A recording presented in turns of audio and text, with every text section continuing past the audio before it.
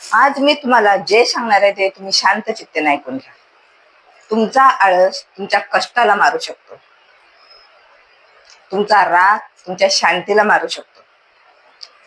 तुमची भीती तुमच्या स्वप्नांना मारू शकते. तुमचा शक तुमचा कॉन्फिडन्स मारू शकतो आणि तुमचा गर्व तुमच्या प्रगतीला मारू शकतो. आता ऐका त्याच्या उलट. तुमचं कष्ट तुमच्या आळसाला मारून टाकेल. तुमची शांती तुमच्या रागाला मारून टाकेल आणि तुमचं स्वप्न तुमच्या भीतीला मारून टाकेल. तुमचा कॉन्फिडन्स तुमच्या शकला मारून टाकेल आणि तुमची प्रगती तुमच्या गर्वाला मारून टाकेल. म्हणून समजून घ्या, चांगलं वाईट, खरं खोटं या सगळ्या गोष्टी आपल्यावर अवलंबून आहेत.